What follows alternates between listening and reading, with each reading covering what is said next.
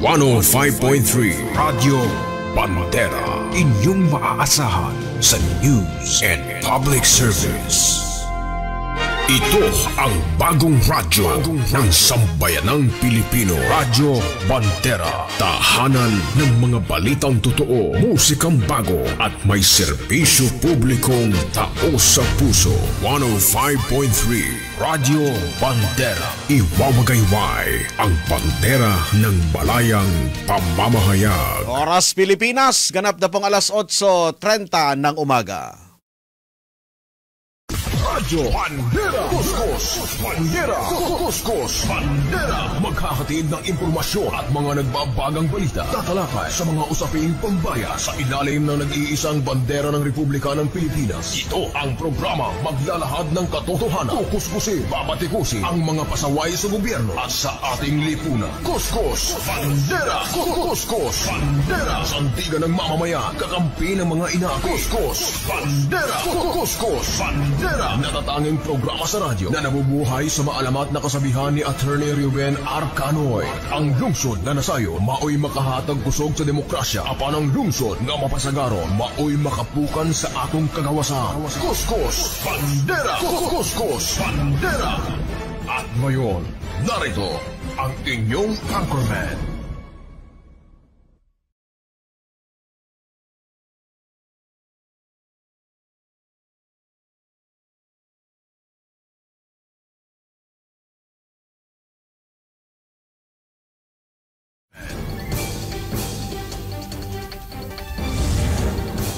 Magandang umaga, Pilipinas!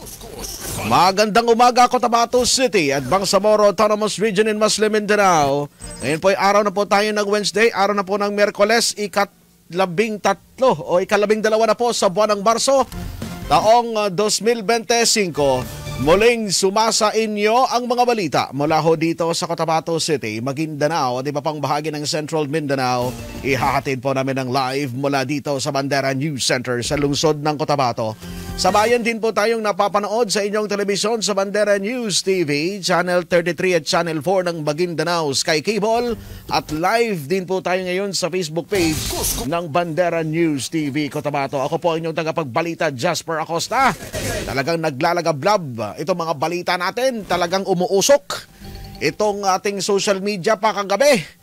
Dahil po dito sa walang kasing init pang kaganapan, dito ho sa pag-aresto kay dating Pangulong Rodrigo Roa Duterte. Kaliwat kanan itong mga isinagawang prayer rally kagabi upang magpakita ng suporta sa dating Pangulo na sa kasalukuyan po sa pinaka-latest na natanggap natin na impormasyon, 11:03 kagabi nang ito po ay inilipad dyan ho sa Villamor Air Base. At ngayon, sa puntong ito, nasa pasado alas 8 kanina, 8:04 ng umaga, ay dumating na po yung Gulfstream G550 na jet. Lulan ang dating Pangulo, ay nasa bahagi na po siya ng Dubai, no? Wednesday morning. At matapos pong lumapag sa Dubai, ay nakaschedule naman na lilipad muli patungo naman sa Rotterdam Airport sa the Netherlands. So dadalhin na po sa The Hague, Netherlands ang dating Pangulong Rodrigo Duterte upang dalahin doon sa korte na nag-issue sa kanya ng arrest warrant nang sa ganon ay simulan na yung paglilitis sa kanyang kaso na itong sinasabing crime against humanity. Kung saan kaliwat kanan nga itong naganap na prayer rally kagabi upang bigyang suporta ang dating Pangulo sa kanyang kinakaharap ngayon na matinding pagsubok. Nakita po yung iba't ibang mga larawan, yung dating Pangulo na isakay sa isang jet patungo na sa The Hague, Netherlands. Kagabi rin ay nagpalabas ng kanyang pahayag si Pangulong Ferdinand Marcos Jr. kung saan ang sabi nito, nakabinigyang diin ng Pangulong Marcos na Mr. Duterte was arrested in compliance with our commitment with the Interpol. Ito ang binigyang diin ni Pangulong Ferdinand Marcos Jr. kasabay ng pagkumpirma na sa pag-alis ng eroplanong sinasakyan ni dating Pangulong Rodrigo Duterte, 11:03 kagabi, patungo sa The Hague, Netherlands. Ayon kay Pangulong Marcos, sinagot lamang ng Pilipinas ang kahilingan ng Interpol na tumulong sa pag-aresto kay Duterte bilang bahagi ng kanilang commitment sa organisasyon. Anya, ang Interpol asked for help and we obliged because we have commitments to Interpol which we have to fulfill. If we don't do that, they will no longer help us with other cases involving Filipino fugitives abroad.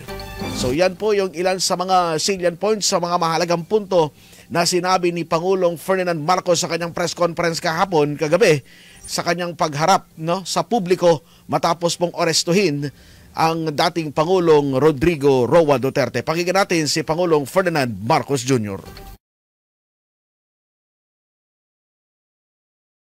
The plane carrying former President Rodrigo Roa Duterte took off at 11:03 p.m. this evening and exited Philippine airspace.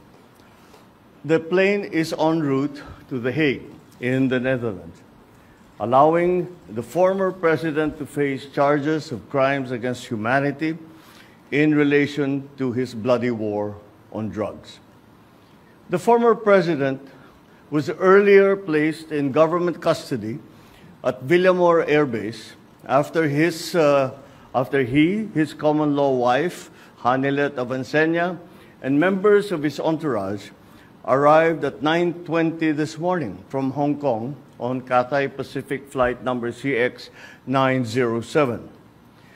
Mr. Duterte was arrested in compliance with our commitments to Interpol. Hours before his arrival, Interpol Manila received an official copy of the ICC warrant. This prompted the Prosecutor General of the Department of Justice to serve the warrant. Interpol asked for help, and we obliged because we have commitments to the Interpol, which we have to fulfill. If we don't do that, they will no longer help us with other cases involving Filipino fugitives abroad. This is what the international community expects of us as the leader of a democratic country that is part of the community of nations. So I'm sure that the details that surround this what has happened today are familiar to you. I just wanted to make very, very clear and give you the facts for the departure of former President Duterte from the Philippines.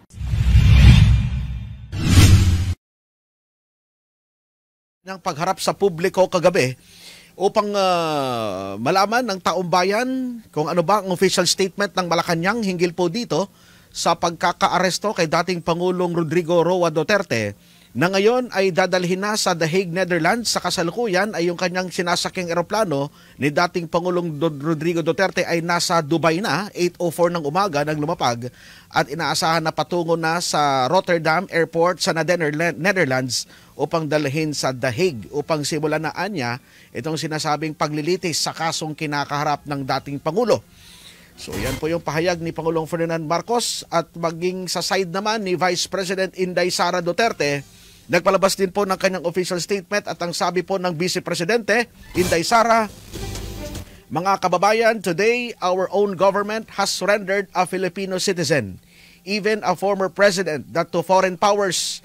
This is a blatant affront to our sovereignty and an insult to every Filipino who believes in our nation's independence. Worse, the former President Rodrigo Roa Duterte is being denied his fundamental rights since he was taken this morning. He has not been brought before any competent judicial authority to assert his rights and to allow him to avail any reliefs provided by the law. As I write this, he is being forcibly taken to The Hague tonight. This is not justice. This is oppression and persecution. This act shows the world that this government is willing to abandon its own citizen and betray the very essence of our sovereignty and the national dignity. God save the Philippines. Sara Duterte, Vice President of the Philippines. Kagabi ay nagpaunlak din ng panayam sa media ang Vice President Inday Sara upang sagutin ang mga katanungan hinggil sa pagkakaaresto sa kanyang ama na si dating Pangulong Rodrigo Duterte. Narito ang pahayag ni Inday Sara Duterte sa kanyang pagharap sa media kagabi dyan po sa Villamor Air Base.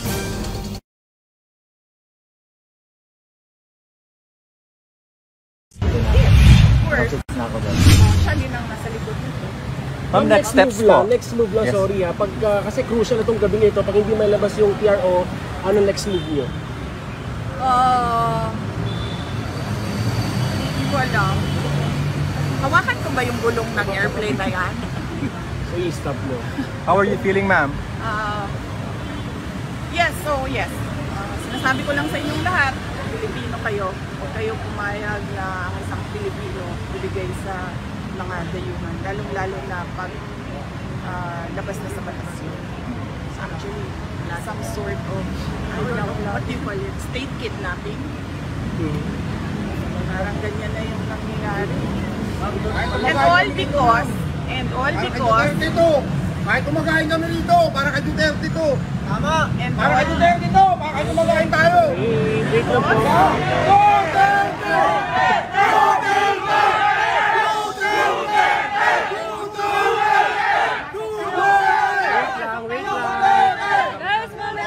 Wait lang ha. Patapusin si Vice President. Go, Vice.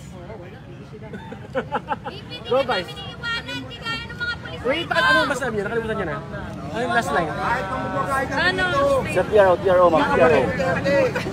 State kidnapping. State kidnapping. Ayun yung last. State kidnapping ka na lang. yes. And all because mukhang matatalo sila sa midterm elections. Dahil ang lakas ng vote rate sa 9 candidates ng PDP laban. At mag-ingat kayo ha. I warned you about the budget. I'm warning all of you about election cheating. VP, who do you think should be held accountable dito sa mga nangyari senaryo ngayong araw na to? Sino? Ang entire administration. Pag hindi kayo tumutok sa Duterte, hindi na tumutok sa Duterte. Yes. Kasi sobrang lakas ng black voting ngayon. Vice President Inday Sara Duterte kagabi, medyo parik no? Medyo kumbaga ang daming mga nasa isipan ni Inday Sara Duterte. Medyo magulo pa yung kanyang sitwasyon kagabi. Ang daming nagtatanong sa kanya, both left and right, pati sa harap. Napapalibutan siya ng media at hindi pa gaanong makapagbigay ng malinaw na pahayag. Pero ganoon pa man, may mga plano na rin na posible daw na sumunod si Inday Sara upang suportahan doon ang kanyang tatay sa The Hague, Netherlands at magpunta mismo ng personal, no? Subject for confirmation. Pero ganoon pa man, nalulungkot yung pamilya ni Inday Sara at ng ganoon ng mga supporters ni Pangulong Rodrigo Roa Duterte sa kanyang sinapit na ngayon ay papunta na sa The Hague, Netherlands. Samantala, bago po inaresto si Pangulong Rodrigo Duterte kahapon, ay kinwestiyon mismo ni dating Pangulong Duterte ang legal na basehan sa pagdala sa kanya sa Villamor Air Base mula sa Ninoy Aquino International Airport. Ayon sa dating Pangulong Duterte, anong krimen at anong batas ang kanyang nilabag? Paglabag din anya sa kalayaan ang pagdala sa kanya sa Villamor Air Base. Pumalag din ang kanyang anak na si Kitty Duterte dahil sa ginawang pag-aresto sa kanyang ama na si Rodrigo Duterte. Batay sa post ni Kitty, illegal detention at walang arrest warrant anya ang ilabas ng mga otoridad. Una nang kinumpirma ng Presidential Communications Office na natanggap na ng Interpol Manila ang official copy ng warrant of arrest ng International Criminal Court laban sa dating Pangulo. Samantala, nakahanda naman si dating Pangulong Rodrigo Duterte na harapin ang warrant of arrest na sinasabing nilabas ng International Criminal Court. Ito ay kaugnay sa madugong war on drugs ng Duterte administration. Ayon kay dating Pangulong Duterte, haharapin niya ang kanyang kaso bilang abogado at hindi tatakas sa ibang bansa. Iginiit pa ng dating Pangulo na hindi siya magtatago sa ibang lugar kundi sa Pilipinas. Una nang nanindigan si dating Pangulong Duterte na wala siyang ginawang kasalanan sa kanyang administrasyon. Kuskus Bandera.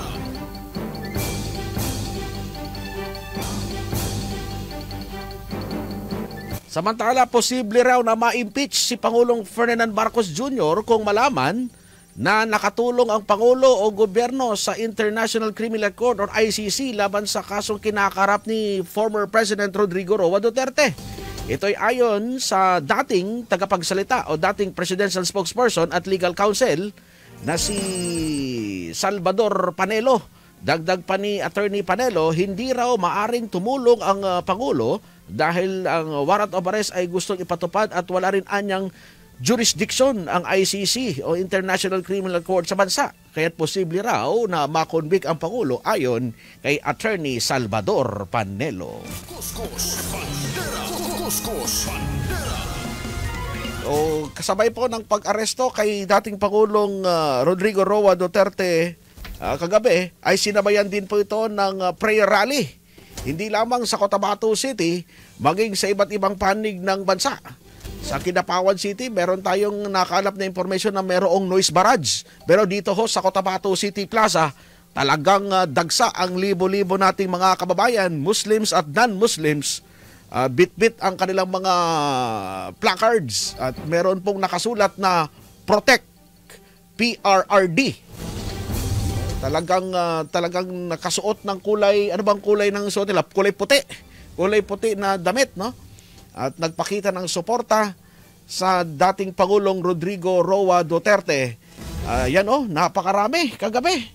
Talagang ito yung literal na masasabi natin na hindi na mahulugan ng karayom. At nandoon din kagabi ang ilan sa mga barangay officials, katulad ni Barangay Poblacion 9 Chairman Jonas Muhammad, na nagbigay din po ng kanyang suporta sa dating Pangulo. At ito, yung ganyang karami kagabi ito ay biglaan lamang. Talagang naramdaman ng mga Cotabateños yung suporta kay dating Pangulong Rodrigo Roa Duterte. Pero malungkot, meron tayong na sagap din na information na humantong pa raw pala sa saan bang kalsada ito, Rick? May nangyari daw na kumusyon. Yung supporter ng BBM supporters ay kinuyog ng Duterte supporters. Nakakalungkot naman ito. Pero subject for confirmation kung saang area kaya ito sa Cotabato City. Dahil siyempre, baka nagkantsawan, Rick, no? Yan kasi, nagsisimula sa kantsawan at marami yung mainit pang ulo at humantong sa sapakan. Pero sana manatiling kalmado ang ating mga kababayan. Naka-heightened alert po ang Philippine National Police. Nagpalabas po ng statement ang PNP na sila po ay naka-heightened alert. Dahil po inaasahan pa rin, bagamat ang dating Pangulong Rodrigo Duterte ay papunta na ho sa The Hague, Netherlands, ay posible po na magkakaroon pa rin ng mga susunod na mga rally. At kaya't naka-heightened alert ang Philippine National Police. Kuskus Bandera. Kuskus Bandera.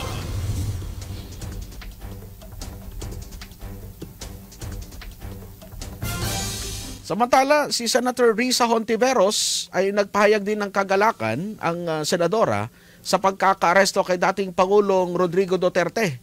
Ayon kay Senator Risa Hontiveros, dumating na ang araw na hinihintay ng mga pamilya ng libo-libong Pilipino na napatay sa madugong tokhang ni dating Pangulong Rodrigo Duterte. Ayon kay Senator Risa Hontiveros, pinanghahawakan ito ang mga sinabi ni Duterte sa ilalim ng panunumpa sa haharapin nito ang kanyang kaso sa International Criminal Court. Umaasa rin si Senator Risa Hontiveros na tutuparin ng Malacanang ang mga sinabi nito at pagbigyan ng lahat ng kahilingan ng ICC na sa pamamagitan ng Interpol ay tiyaking tatakbo ang hustisya. Dagdag pa ni Senator Risa Hontiveros, the thousands of Filipinos killed during the Tokhang were not murdered by one man alone. Sana ay simulan pa lamang ito ng paghabol sa lahat ng mga opisyal at kawani ng gobyerno na responsable sa pagpatay sa inosente o walang kalaban-laban, and unquote. So yan ang official statement ni Senator Risa Hontiveros. Kuskus Bandera. Kuskus Bandera.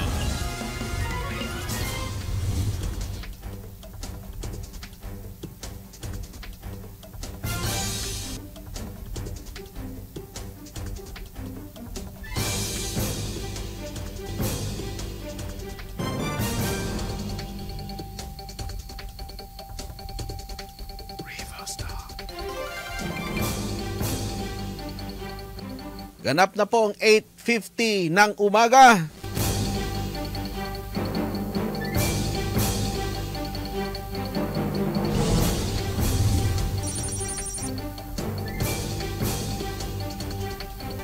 Dumako naman tayo sa iba pang mga balita sa pagkakataong ito.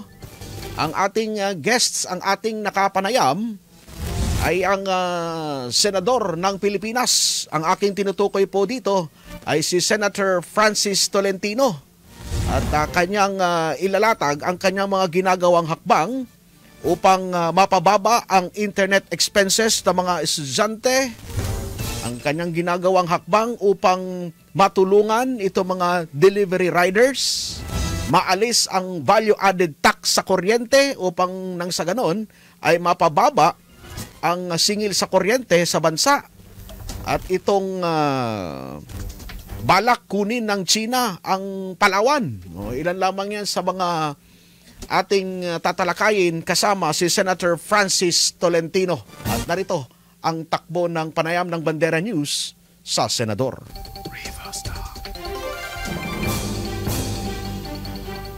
So, nasa linya po ang ating Senador Francis Tolentino. Makiki-update tayo sa kanyang mga ginagawang paghahanda.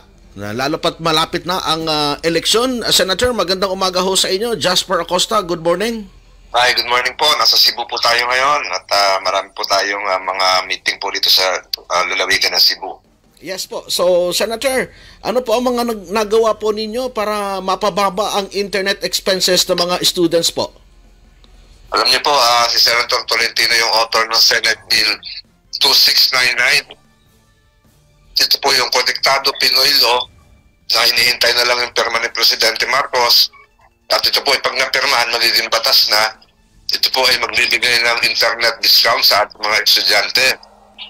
Elementary, high school o college, 20% kasi napakalaki ng gastos nila, 200 to 300 pesos a week. Yes po, Senator. Ito po ay para sa lahat at private and public schools at malaking tulong po ito sa kanila. So hintayin na lang po natin yung pirma ni Presidente Marcos at ito po ay magiging batas na.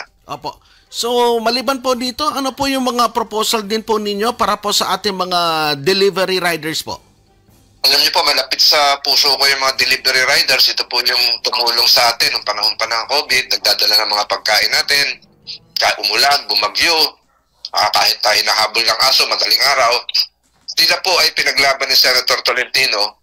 Meron pong LTO proposal, circular, nahulihin sila noong September at December 2024. Pinaharang po natin yan dahil hindi po makatao yon. Wala namang kasalanan yung mga delivery riders. Sila po ihulihin dahil temporary plate. So nahinto na po yung circular na yan. Ngayon, yung doble plaka law, inamyandahan din po ni Senator Tolentino 3 weeks ago. Wala na po requirement ng plaka sa harap, sa likod na lang. So bagong batas po yan. Ang proposal ko po ngayon ay yung gig economy law, GIG. Gusto ko po yung mga delivery riders natin ma-recognize, magkaroon ng PhilHealth, magkaroon ng SSS, magkaroon ng 13-month pay, magkaroon ng overtime pay, at ma-recognize sila bilang mga empleyado rin. Yan po ang proposal ni Senator Tolentino. Opo, dahil sa panahon ngayon, Senator, talagang gamit na gamit itong ating mga delivery riders dahil mas madali, no, nakakarating sa kanilang mga kliyente yung mga ipinapabili. Opo, pero ang dami po nilang risk na inahabol nga ng aso, ang daming sila po ay komisyon lang na maliit, 30 pesos, 20 pesos, napakaliit po yan. Opo. So maliban po dito, Senator, gusto rin po ninyong maalis ang tinatawag na value-added tax sa kuryente para bumaba ang singil sa ating mga konsumante. Baka naman ho, mabawasan ang income nito ng gobyerno, Senator. Hindi po. Pag naalis po yung VAT, siyempre po, malaking discount po yun, 12%. Yun po ay mapupunta sa bulsa ng ating mga kababayan. At pakatapos po nun, magagamit po nila yun. Halimbawa, ikaw, yung anak mo, binili mo ng sapatos, yung sapatos, meron naman VAT yun. Kaya may kita rin po ang gobyerno. Bababa po ng 12% ang kuryente, bababa rin ang presyo ng ilang bilihin, gaya ng frozen products, hotdogs, o yung mga manok na gumagamit ng kuryente. So, malaking tulong po nito sa ating ekonomiya. Apo. Then, ano po rin pong masasabi po ninyo, Senator, na gustong kunin ng China ang Palawan? kalokohan na po yun. Si Senator Tolentino po ang gumawa ng pinakamahirap na batas, yung Philippine Maritime Zones Law, yung Republic Act 12064, kung saan atin pong magagawa ng mapa ang West Philippine Sea. Hindi po sa pagyayabang, si Senator Tolentino po ang nagpangalan ng West Philippine Sea sa kaunahang pagkakataon sa isang dokumento, yung Republic Act 12064. Kaya pwede ko po sabihin, ako po ang nagbinyag sa pangalang West Philippine Sea sa isang batas. So yung mga kababayan natin na may kaya, inihikayat ko po ni Senator Tolentino, kung kaya niyo pong magbakasyon, sa Palawan tayo magbakasyon, para na sa ganon, mapakita natin sa buong mundo na atin ang Palawan, at yun po ay para sa Pilipino at yun po ay sa Pilipinas. Opo. Then, bilang Senator, sa tingin po ninyo, ano po yung mga kwalifikasyon po na nakatulong sa inyo para ho maging Senate Majority Leader? Mahirap na tanong po yan. May kasamang pagbubuhat ng sariling bangko. Yung pagiging mayor ko po ng Tagaytay City, ako po ang nag-develop ng Tagaytay bilang isang prime tourist destination. Bilang isang MMDA chairman, nakatulong din po yan dahil may mga batas na urban planning ang kailangan. Yung ating pagiging Brigadier General ng Philippine Army, nakatulong po yan kasi marami tayong mga problema na kailangan ng military background. Yung pagiging constitutional law professor ko po, ay nakatulong po yan kasi yung mga batas po ay kailangan constitutionally sound. Yung pagiging international lawyer, nakatulong po yan kasi lalo sa West Philippine Sea. So sinasabi ko po, hindi naman pagbubuhat ng sariling bangko, kailangan po natin ng abogado sa Senado. Kasi ang Senado po ay gawaan ng seryosong batas na nakaka-apekto sa buhay ng bawat Pilipino. Hindi po ito joke. Wala na nga lang po si Senator Miriam Defensor Santiago, wala na po si Senator Raul Roco, mga kaibigan natin. Kailangan po natin na may abogado sa Senado. Bilang abogado po, si Senator Tolentino po ay nakakatulong dahil ang batas po ay ang gumagawa ay dapat abogado. Kaya yun lang po siguro masasabi ko. At maraming salamat po sa pagkakataong ito na marinig sa inyong himpilan sa Cotabato sa mga karating na lugar. Ito po si Senator Tolentino. May God continue to bless the Philippines. Number 61 po sa balota. Maraming salamat po and good morning. Thank you po, Senator, at more power. Kuskus Bandera. Yan po si Senator Francis Tolentino sa ilang mga usapin hinggil po sa mga proposal nito na matulungan yung mga delivery riders, hakbang na maalis ang value-added tax sa kuryente upang mapababa ang singil sa kuryente. Itong hakbang na gustong kunin ng China ang Palawan at itong mga hakbang din na ginagawa ng senador upang mapababa ang internet expenses ng mga estudyante at iba pang mga usapin. Kuskus Bandera. Kuskus Bandera. Ganap na pong 8:59 ng umaga. Nakaschedule tayo ngayon kay Attorney Muhammad Nabil Mutia dahil mayroong gustong linawin ang Commission on Elections. Nasa linya na po ang ating Provincial Election Supervisor ng COMELEC sa Maguindanao del Norte with Cotabato City, Attorney Muhammad Nabil Mutia. Dahil mayroong gustong linawin ang ating Commission on Elections na may kaugnayan dito sa deployment ng puwersa ng Philippine Marines sa iba't ibang lugar dito sa atin sa Central Mindanao. Attorney, magandang umaga ho sa inyo. Jasper Acosta, good morning. Yes, good morning Sir Jasper sa lahat nating tagapakinig. Yes po, Attorney, meron po kayong gustong linawin dahil lately nagkaroon po ng deployment o dagdag na puwersa ang Philippine Marines dito ho sa Maguindanao del Norte, Maguindanao del Sur at Cotabato City upang hindi po ito magdulot ng kalituhan sa ating mga kababayan. Ano pong gusto mong linawin, Attorney? Yes, recently may karagdagang Marines tayo around 200 plus na dagdag pwersa ng mga ating Philippine Marines. Gusto lang nating linawin na yung mga dagdag pwersa na yon, ang purpose po doon is para sa ating papalapit na eleksyon. At wala naman pong ibang purpose yun. Yun ang gusto nating linawin kasi may mga lumilitaw na tanong, no?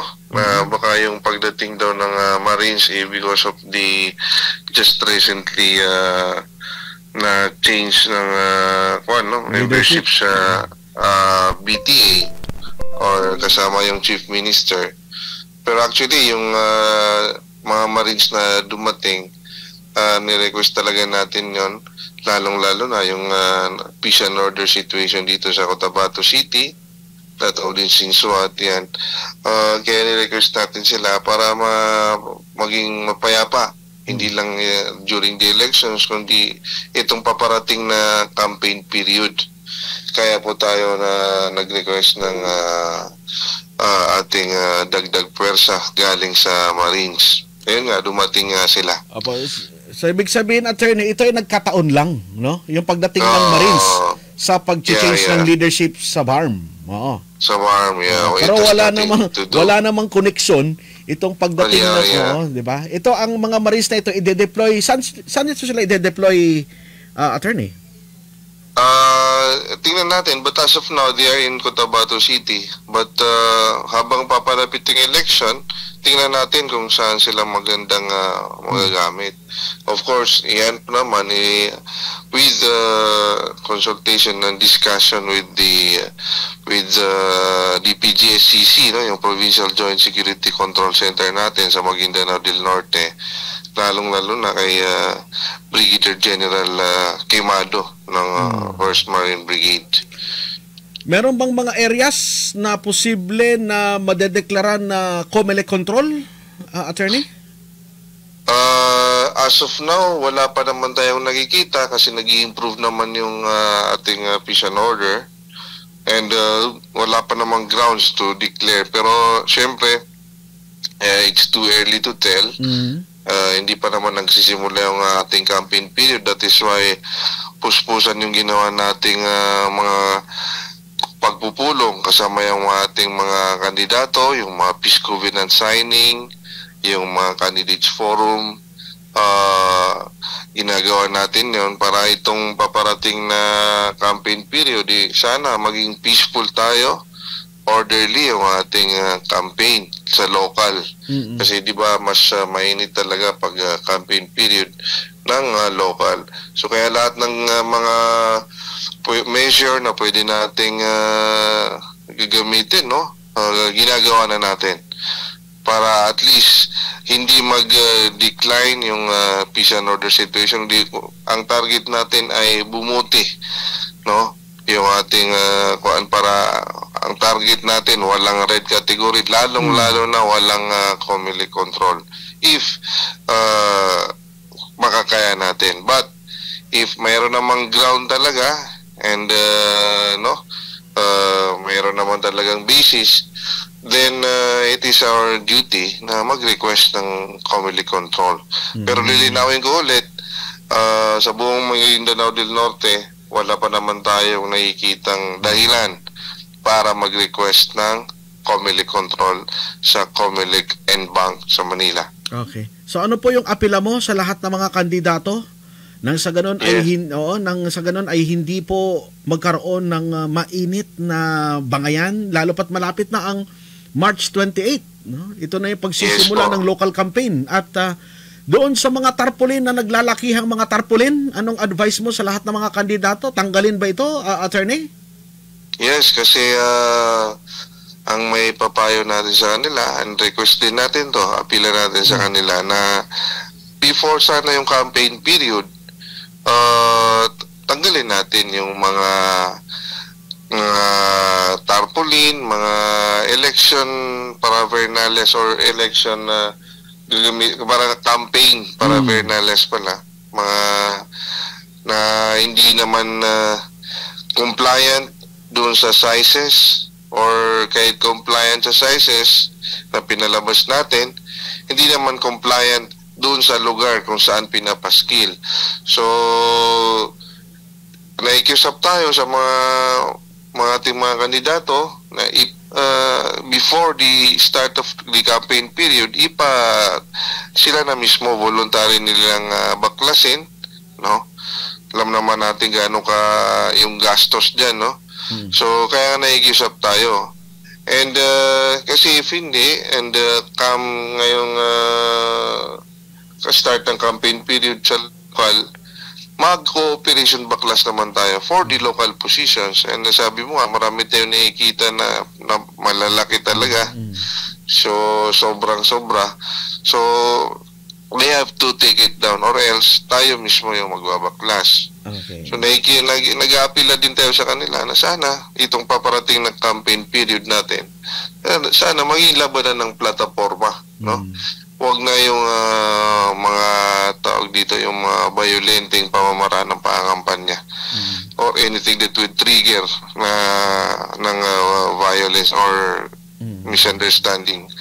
So, yun nga, sana maging labanan ito ng plataforma. Yun naman yung ating paulit-ulit na nire-request sa ating mga kandidato during the past political candidates forum and the Peace Covenant signings. Speaking of Peace Covenant signing at Candidates Forum, tapos na ba lahat sa municipal level? How about sa provincial level, Attorney?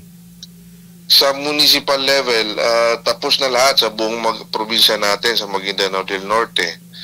Sa mga municipal level yon. Pero sa provincial level, lahat din tapos na, except yung ating governor, no?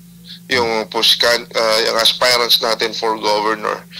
But we have already scheduled that, no? So, iniintay na lang natin yung confirmation ng ating mga bisita na gusto nating maging witness sa gagawing Candidates Forum and Peace Covenant signing for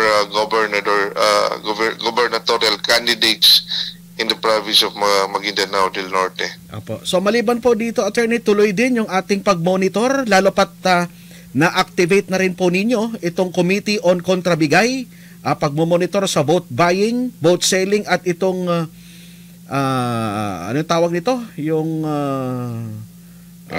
abuse of state resources. Abuse of state resources, Attorney? Yeah, and we have already established a communication with and coordination with the agencies, no, na pwedeng makatulong sa atin.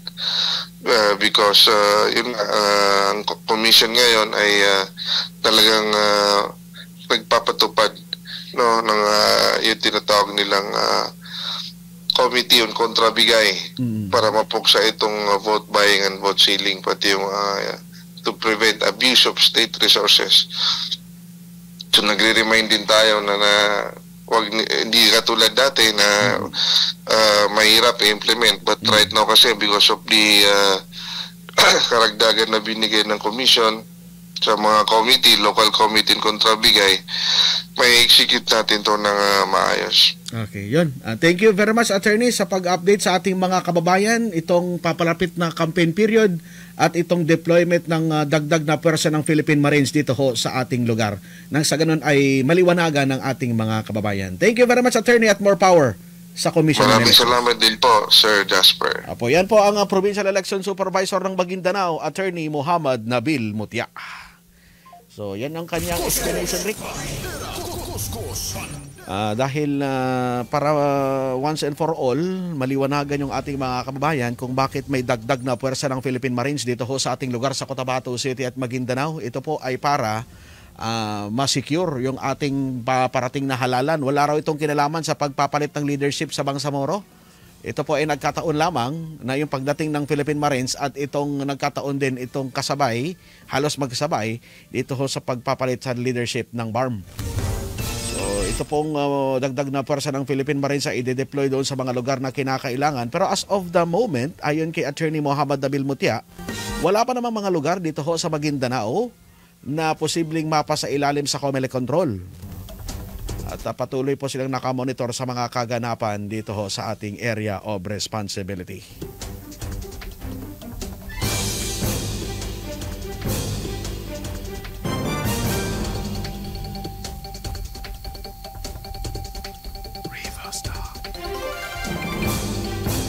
Ganap na pong alas 9:10 ng umaga. Dito po nagtatapos ang ating palatuntunan ngayong umaga po ng Wednesday, 12 sa buwan ng Marso. Sa ngalan po ng ating mga reporters, cameraman at technical side, Wiki Madamba, ako po ang inyong tagapagbalita, Jasper Acosta, na nag-iwan sa inyo ng magandang umaga po sa inyong lahat. Bandera News FM. Basta radyo, ibandera mo. Basta balita, basta musika, basta public service. 105.3 Radio Bandera, Cotabato City. Pilit tinatapatan, ngunit hindi mapantayan. 105.3 Basta radyo, ibandera mo.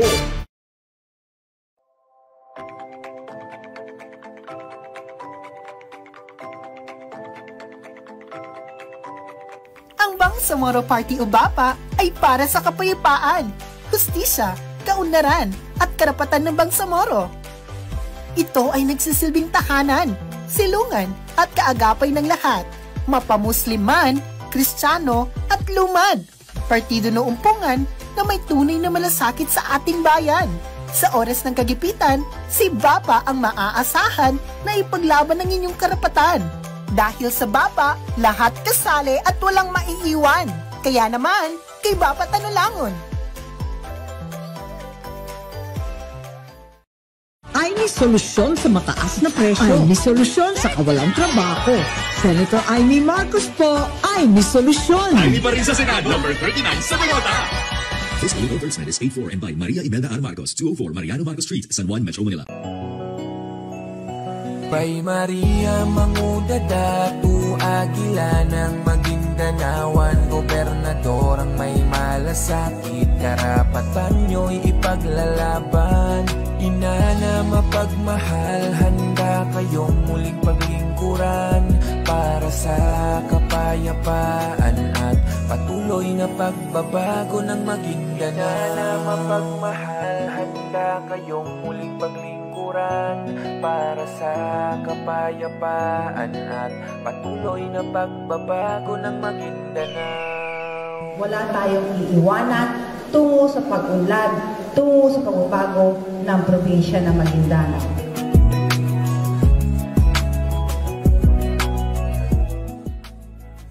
Patuloy ang pagsulong ng Agri para sa seguridad sa pagkain, proteksyon sa lokal na ani at pag-angat ng bawat Pilipinong nagtatrabaho para sa ating hapagkainan. Number 88 sa Balota. Ang ating pangarap ay abot kamay na, bagong pag-asa'y narito na. Edukasyon para sa kabataan, kapayapaan ang laging isusulong ni Gov. Teng Mangudadato, mula bundok hanggang dalampasigan, mga proyekto'y para sa bayan. Mga kabarangay natin, alam niyo ba na karamihan sa ating barangay ay kulang na kulang sa pondo kada taon? Sa dami ng pangangailangan ng ating barangay, hindi ito sapat. Ang barangay natin ay may dalang solusyon. Dagdagan natin ang pondo ng mga barangay. Magbigay ng tamang sahod at benepisyo. Bigyan ng sapat na seguridad ang bawat isa. Isulong natin ang mga programa para sa ating mga kabarangay. Sa barangay natin, may dignidad ang bawat isa. Barangay natin party list, dito ang simula. Juliano Family Resort is open to serve, like birthday parties, wedding, children's party, and special events you wanted. Bring your family, relatives, friends, and enjoy your day. Juliano Family Resort is located at 3rd Street, Don Isero Juliano Compound, Cotabato City. For inquiries and reservation, you may call or text 0965-7515-787 and look for Maxi Lumingkit. Kayo ba ay naghahanap ng pulido at maaasahang mag-ayos ng inyong sasakyan? Huwag nang magdalawang isip pa. TVJ Engineering Works. Sila ay tumatanggap ng crankshaft grinding, engine block reboring, shape ring, engine block align boring, lat machining, electric and cold welding, engine overhauling, at marami pang iba. TVJ Engineering Works. Sila ay matatagpuan sa Don Isero Street, Juliano Compound, Cotabato City. Looking for a low budget but satisfying entertainment? Subscribe now at Maguindanao Sky Cable. Offers 2-in-1 connectivity with lowest monthly rate. Provides internet connection.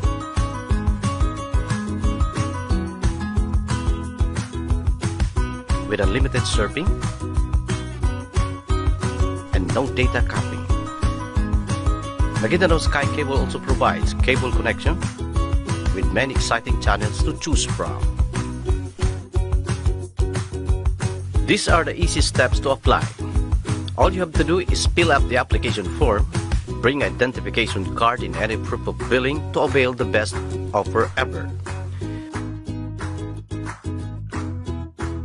400 pesos a month with 50 pesos discount for updated cable TV subscriber and 998 pesos for internet with pre-cable TV and unlimited surfing 24/7.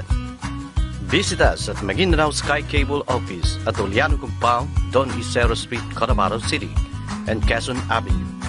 You may contact Cotabato City branch on their hotline numbers at 421-7084-86, or you may call or text at this Globe number 0955-232-4871, or for smart users 0920-332-6846. And in Manga Street in front of 1404 RMFC Poblacion 1, Parang, Maguindanao. And in Parang, Maguindanao branch, their hotline number is 546-0009. For Sun users, contact 0942-156-4238. For the best choice in entertainment and affordable connection, choose Maguindanao Sky Cable. Hurry and get connected.